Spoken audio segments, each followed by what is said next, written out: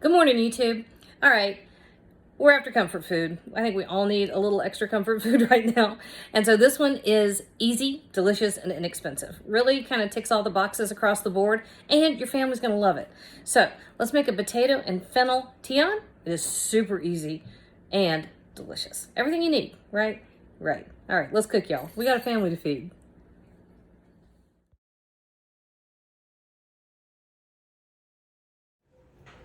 Are we going? Aha!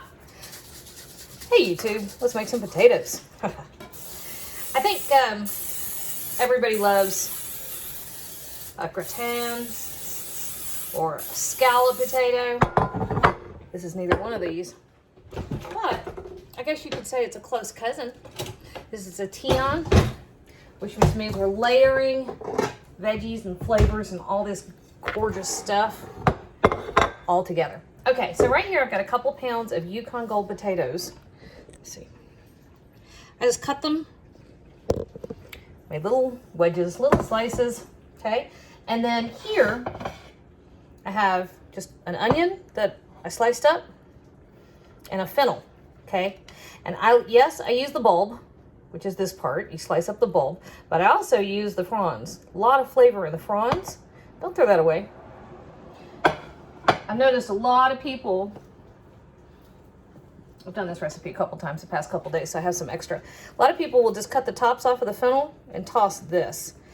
These are delicious in salads, or you can use it to flavor other potato dishes. So don't waste your stuff. Okay, so I've got a couple tablespoons of olive oil right here. I'm just gonna mix up some seasonings real quick. And a couple tablespoons of Dijon mustard. I am on the very last of the Dijon I brought back from France. Brian has been ordering every kind of mustard which he can find because I'm grief-stricken. Cracked me up. The name of this brand, this French brand, is Rochambeau, which is perfect because I love Hamilton. All right, 1/4 teaspoon of red pepper flake. That is not a very French application, but I don't care. Very generous, 2 tablespoons of fresh thyme. Hi, Boone, what are we doing? I have no clue.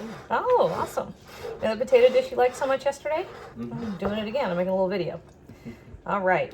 So last thing. This is too much salt. You don't want to dump all that in there. But we are going to do a good 1.5 teaspoons to 2 teaspoons. And yes, this is kosher salt, so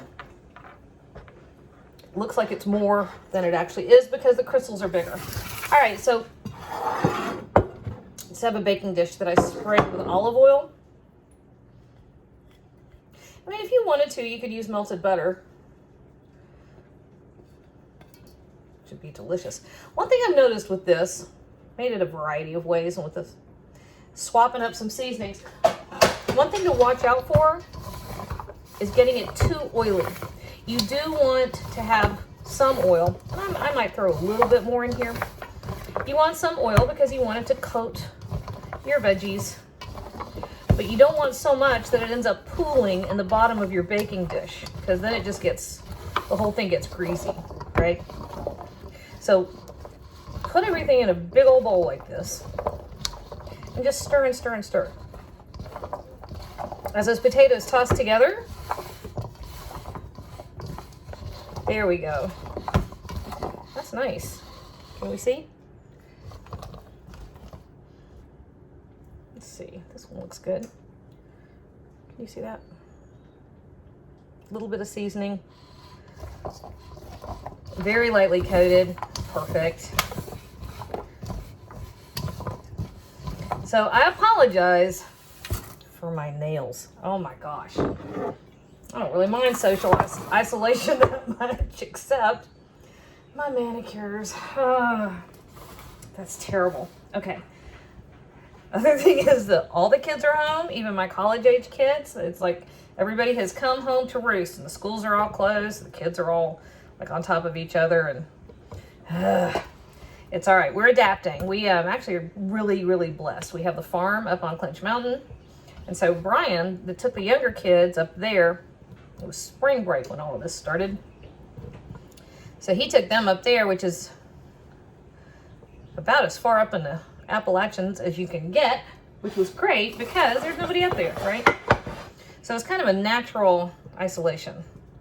That was perfect. But this is going to go on for a while, so we are starting to homeschool this next week, just a couple days. So they're home for now while we work out our routine, because now all the college kids are home too. They closed UT, closed ETSU, which means Ricky and Lance and Noah and Zach and Caleb all went on online classes, and then our seniors, Levi and Bladen, supposed to be graduating in May. Have no idea how that's going to fall out. I really don't. But we are going to online classes or online learning is what they're calling it. I'm not sure yet what all that's going to entail. So that's what's going to happen over this next week. Okay, so we're just layering this in here, and I'm going to grab a second dish. I have a different, you know what? I grabbed a shallower dish than what I used yesterday, so it didn't quite fit all in there. It's just not that big a deal. You just layer the rest of it in a smaller casserole, and it'll bake right alongside. So I did have my oven preheated to 425 degrees. And here's what we're going to do. Love those fennel fronds. Can you see how pretty? Very pretty. What was I going to say? Oh, I'm covering this up with foil, and I'm going to let it go at 425 degrees, tightly covered with foil for about 45 minutes. I did one of these last night, and I roasted a chicken with it, and it was perfect. You throw the roast chicken in at the same time that you're putting your tian in the oven, and about halfway through the cooking process, pull the full. Here, I'm just gonna put. This is getting a little too full, so I'm actually gonna sprinkle a few fronds on the top, and the rest of this I'm just gonna put in a small dish on the side. Ta-da! Perfect. All right, so this, if you have a deeper dish, or if you get a 9 by 13, this is a 7 by 11. So if you have a slightly bigger dish, either a little bit deeper or your diameter, it'll all go in one. So, all right, so here we go. Whoops, it's inside of my hand. Ta-da! Isn't it pretty? All right, so tightly covered with foil. It's gonna go in our 425 oven for 45 minutes. Then we're gonna take the foil off and give it another 45. Easy peasy. All right, that's perfect.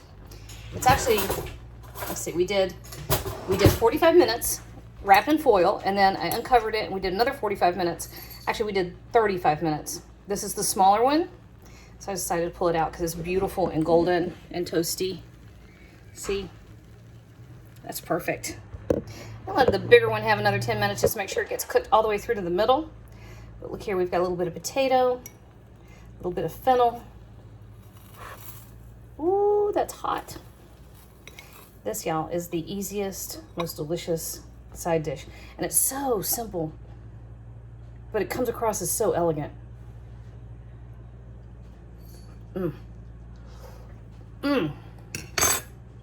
That's perfect. Just like that.